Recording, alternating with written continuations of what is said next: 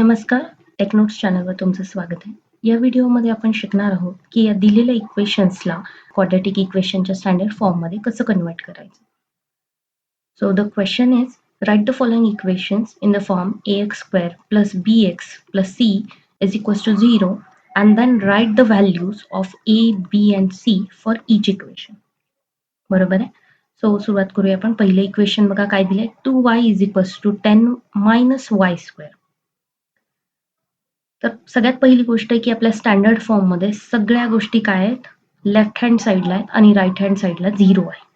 तर तसंच आपण इथे करून घेऊया की जर मला सगळंच राईट हँड साईडला आणायचं असेल तर इक्वेशन कसं दिसेल, y square minus 10 plus 2y is equals to 0. हे कसं आलं, सगळ्यात अगोदर बघायचं की राईट हँड साईडला काय आहे. प्लस 10 आहे म्हणजे मला काय करावं लागेल, 0 आणण्यासाठी मायनस 10. मायनस वाय स्क्वेअर आहे म्हणजे मला काय करावं लागेल, प्लस वाय स्क्वेअर. तर ते दोन्ही काय करावं लागेल, दोन्ही साईडने ते करायचं. म्हणजे काय, मायनस 10 करा on both the sides plus y square करा ऑन बोथ दी साइड्स. मग हे काय होईल, कॅन्सल आउट होऊन जाईल आणि इज इक्वल्स टू 0. सो तुम्हाला हे फायनल इक्वेशन भेटून जाईल. तर आता आपल्याला काय इक्वेशन भेटलं, y square minus 10 plus 2y is equals to 0. आता आपल्याला काय करायचंय, आपलं हे जे इक्वेशन्स आहे किंवा ही रेसची व्हॅल्यूची जी पोझिशन आहे त्या लक्षात ठेवा. आधी रेस टू जो 2 असतो स्क्वेअर, एक्स स्क्वेअरची व्हॅल्यू आहे, बरोबर आहे. इथे आपला व्हेरिएबल काय आहे इक्वेशनमध्ये, वाय आहे. सो इथे वाय स्क्वेअरची व्हॅल्यू अगोदर येईल. नंतर काय आहे, एक्सची व्हॅल्यू आहे आपल्या स्टँडर्ड फॉर्ममध्ये. तर इथे नंतर काय आली पाहिजे, वाय स्क्वेअरच्या व्हॅल्यू नंतर वायची व्हॅल्यू आली पाहिजे. तर इथे मी याला रिअरेंज करेल. कसं रिअरेंज करेल, y square plus 2y minus 10 is equals to 0. बरोबर आहे. आता हा बरोबर माझ्या स्टँडर्ड फॉर्ममध्ये आलेला आहे. कोणता आहे आपला स्टँडर्ड फॉर्म, आता माझ्या व्हेरिएबल हा जो इथे आपण बघितलेला आहे हा व्हेरिएबल वाय आहे या इक्वेशनमध्ये, बरोबर आहे. सो मला स्टँडर्ड फॉर्म क्वाड्रॅटिक इक्वेशनचा वाय व्हेरिएबल धरूनच बनवावा लागेल किंवा लिहावा लागेल. So A Y square plus B Y plus C is equals to 0. आता इथे काही नाही आहे म्हणजे काय, 1 इंटू इथे लिहून घ्या तसं. त्याच्यानंतर काय, एच्या जागेवर काय आहे, 1 कम्पेअर करा. एच्या जागेवर 1 आहे, बीच्या जागेवर प्लस 2 आहे, बरोबर आहे, 2 आहे. आणि सीच्या जागेवर काय, मायनस 10. मायनस 10 कसं आलं, या इक्वेशनला मी असं लिहू शकते, 1 into y square plus 2y plus minus 10 is equals to 0. So हे मायनस 10 कोणाच्या जागेवर आलंय, सीच्या जागेवर आलंय. So c is equals to minus 10. तर ए, बी आणि सीच्या व्हॅल्यूज आपण या दिलेल्या इक्वेशनसाठी काढलेल्या आहेत. याच प्रकारे आपण पुढच्या इक्वेशनसाठी बघूया. काय इक्वेशन दिलेलं आहे, x minus 1 square is equals to 2x plus 3 हे इक्वेशन दिलेलं आहे. ठीक आहे. आता या इक्वेशनमध्ये हे तुम्हाला काय करावं लागेल, आधी सॉल्व्ह करावं लागेल. x मायनस 1 होल स्क्वेअर, आपल्याला माहिती आहे a मायनस बी होल स्क्वेअरचं इक्वेशन काय असतं, एक्सपान्शन काय असतं, A square minus 2ab plus B square, बरोबर. ते हा फॉर्म्युला इथे लावायचा, ए ची व्हॅल्यू x, बी ची व्हॅल्यू 1. तर काय येईल, X square minus 2 into X into 1 plus 1चा square is equals to 2x plus 3. मग काय भेटेल मला, X square minus 2x plus 1 is equals to 2x plus 3. आता सेम मला राईट हँड साईडला काय हवंय, 0 हवाय. इथे प्लस 2x आहे म्हणजे मला काय करावं लागेल, मायनस 2x करावं लागेल, बरोबर आहे. आणि प्लस 3 आहे तर मला काय करावं लागेल, मायनस 3 करावं लागेल. तर सेम करा मग तसं दोन्ही साईडला. X square minus 2x plus 1 minus 2x minus 3 is equals to 2x plus 3 minus 2x minus 3. Cancel होऊन जातील, हे 0 आलं, राईट. आता इथे सिमिलर टर्म्स, सारखे सारखे टर्म्स जवळजवळ लिहायचे. जसं की एक्स स्क्वेअर झालं, त्याच्यानंतर एक्स वाल्या टर्म जवळ ठेवा, मायनस 2x, त्याच्यानंतर plus 1 minus 3 is equals to 0. मग बघा आता सॉल्व्ह करायचं. एक्स स्क्वेअर मायनस 2, आता इथून जर मी मायनस 2 किंवा मायनस एक्स मी कॉमन काढते तर काय उरलं, 2 प्लस 2 प्लस प्लस 1 मायनस 3, काय भेटणार आहे मला, मायनस 2, बरोबर आहे. सो एक्स स्क्वेअर, आता इथे काय येईल, 4 into minus x, so minus 4x minus 2 is equals to 0, बरोबर आहे. आलं हे इक्वेशन आपल्या स्टँडर्ड फॉर्ममध्ये. स्टँडर्ड फॉर्म लिहून घ्यायचं खाली, ax plus ax square plus bx plus c is equals to 0. Compare करा. इथे काही नाही आहे म्हणजे इथे काय 1 आहे. सो a त्याच्यानंतर b आणि c. सो इथे मी म्हणू शकते की a ची व्हॅल्यू काय 1, b ची व्हॅल्यू आहे -4 आणि c ची व्हॅल्यू आहे -2. बरोबर आहे. याच प्रकारे आपण पुढचे इक्वेशन असं सॉल्व्ह करूया.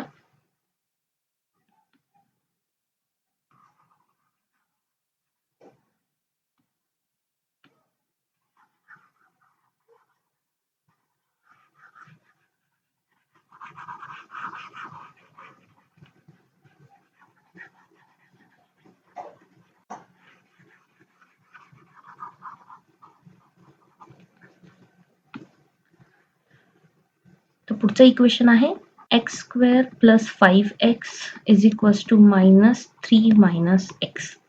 सगळ्यात अगोदर ब्रॅकेट सॉल्व्ह करून घ्यायचे. मायनस इथे काही नाही म्हणजे काय -1 आहे. बरोबर आहे. -1 याला मल्टिप्लाय करून घ्यायचं. काय भेटेल मला -3 प्लस x. इकडे काय आहे x स्क्वेअर प्लस 5x. आता इथे बघा परत मला RHS ला काय पाहिजे, राईट हँड साईडला 0 आणायचं आहे. तिथे -3 म्हणजे मला काय करावं लागेल +3. इथे प्लस x आहे म्हणजे मला काय करावं लागेल -x. सो काय येईल माझं equation x square plus 5x plus 3 minus x is equals to -3 plus x plus 3 minus x. हे 0 होऊन जाईल. आणि आता इथे काय आहे सिमिलर टर्म जवळ लिहायच्या.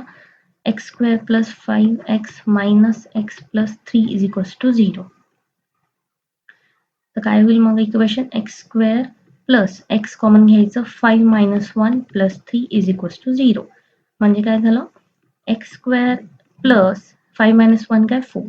4x plus 3 is equals to 0. आलं हे स्टँडर्ड फॉर्मॅटमध्ये. ax square plus bx plus c is equals to 0. काढा व्हॅल्यूज. इथे काही नाही म्हणजे काय 1 आहे. b ची व्हॅल्यू आणि c ची value. a is equals to 1, b is equals to 4, c is equals to 3. तर या प्रकारे आपण a, b आणि c च्या व्हॅल्यूज कॅल्क्युलेट केल्या.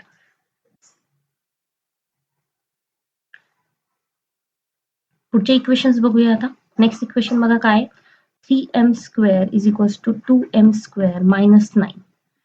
आता इथे काय करावं लागेल आपल्याला, परत राईट हँड साईडला मला 0 हवंय. तर काय करावं लागेल 3m square minus 2m square plus 9 is equals to 2m square minus 9 plus 9 minus 2m square. हे प्लस मायनस 0 होऊन जाईल. परत हे 0 होऊन जाईल इज इक्वल्स टू 0. काय भेटलं मग मला 3m square minus 2m square plus 9 is equals to 0. आता सिमिलर टर्म सॉल्व्ह करा. काय आहे इथे मी m स्क्वेअरचं कॉमन काढलं तर काय राहिलं 3 minus 2 plus 9 is equals to 0. इथे 3 मायनस 2 काय 1. So m square plus 9 is equals to 0.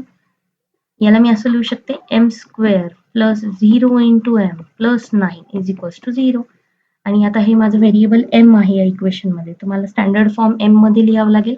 So am square plus abm plus c is equals to 0. So इथे काही नाही म्हणजे काय 1 आहे. सो a ची व्हॅल्यू काय येईल, b ची व्हॅल्यू आणि c ची value. a is equals to 1, b is equals to 0 आणि c इज इक्वल्स टू 9. या प्रकारे तुम्हाला काय करायचं सॉल्व्ह करत जायचं. आधी दिलेलं इक्वेशन ब्रॅकेट्स वगैरे सॉल्व्ह करून घ्यायचे. नंतर RHS ला 0 आणायचं आणि मग सिमिलर टर्म्स सॉल्व्ह करायच्या. नेक्स्ट इक्वेशन बघा काय दिलंय p into 3 plus 6p is equals to minus 5. तर आधी मल्टिप्लाय करून घ्यायचं. तर काय येईल 3p plus 6p square is equals to minus 5. RHS ला मला 0 हवंय. मायनस 5 आहे म्हणजे मला काय करावं लागेल प्लस 5 दोन्ही साईडने. तर मला काय भेटेल 3p plus 6p square plus 5 is equals to minus 5 plus 5. हे काय होऊन जाईल 0 होऊन जाईल. सो याला मी रिअरेंज करते. p स्क्वेअरची टर्म आधी लिहिते. So 6p square plus 3p plus 5 is equals to 0. आलं. आता इथे व्हेरिएबल p आहे तर मी माझा जो स्टँडर्ड फॉर्म आहे तो p मध्ये लिहिते. सो काय येईल ap square plus bp plus c is equals to 0. So a ची व्हॅल्यू काय येणार आहे 6, b ची व्हॅल्यू काय येणार आहे 3 आणि c ची व्हॅल्यू काय येणार आहे 5. बरोबर आहे. नेक्स्ट इक्वेशन बघा. नेक्स्ट इक्वेशन काय दिलंय x स्क्वेअर मायनस 9 इज इक्वल्स टू 13. इथे आधी सगळ्यात अगोदर RHS ला काय करायचं आपल्याला 0 आणायचं आहे. इथे +13 आहे तर मला काय करावं लागेल -13. सो -13. सो 13 - 13 हे झालं 0. सो इक्वेशन काय आलं x². मायनस जर कॉमन घेतलं तर काय 9 + 13. सो x² - 9 + 13 किती येईल 22 इज इक्वल्स टू 0. सो इथे बघा मी असं लिहू शकते याच इक्वेशनला x² - 0 × x -22 is equals to 0. So आता मी स्टँडर्ड फॉर्म लिहिते ax² + bx + c is equals to 0. So आता कम्पेअर करायच्या व्हॅल्यूज. a ची व्हॅल्यू येईल 1 कारण ती काही नाही आहे तर 1. b ची व्हॅल्यू येईल 0. इट डझंट मॅटर तो +0 आहे का -0 आहे, स्टील तुम्हाला 0 लिहायचं आहे. आणि c ची व्हॅल्यू येईल -22. या प्रकारे तुम्ही दिलेल्या इक्वेशन्सला सॉल्व्ह करू शकता आणि स्टँडर्ड फॉर्ममध्ये कन्वर्ट करू शकता.